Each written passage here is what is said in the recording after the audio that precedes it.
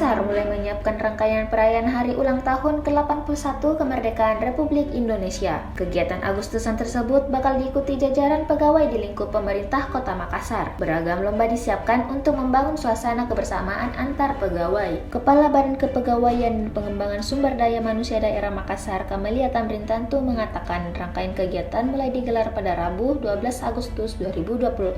Rangkaian kegiatan kemudian berlanjut pada Kamis dengan sejumlah perlombaan yang dipusatkan di Balai Kota Makassar. Sementara pada Jumat, pegawai Pemkot Makassar akan mengikuti kegiatan senam bersama. Ada pula lomba bernyanyi yang dilibatkan kepala OPD.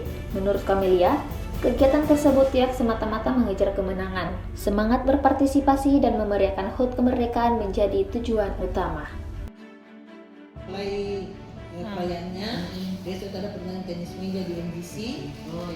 Terus hari Kamis itu lomba rakyat, lomba pertandingan di Balai Kota. Hari Jumat itu senam dan lomba nyanyi kalau PD.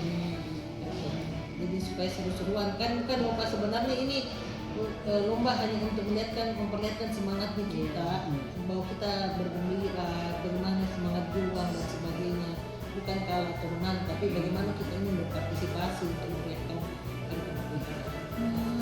Kita semua menjadi bagian yang harus hadir dan ikut memeriahkan. Ini adalah ulang tahun kemerdekaan negara Republik Indonesia yang didapatkan dengan berbagai macam proses-proses perlawanan, proses-proses heroik yang dilakukan oleh para pejuang dan pendahulu kita. Saatnya sekarang kita mengisi dengan jalan proses pembangunan, memberikan apa yang kita miliki dan memperlihatkan bahwa kita hadir bersama-sama dengan negara, kita ikut melaksanakan apa yang menjadi aturan-aturan kebijakan negara. Dan saya bilang salah satu cara kita untuk mengisi kemerdekaan kita sekarang. Maka dari itu, ayo kita sama-sama merayakan hari ulang tahun negara Republik Indonesia yang sama-sama kita cintai. Download Tribun X sekarang, menghadirkan lokal menjadi Indonesia.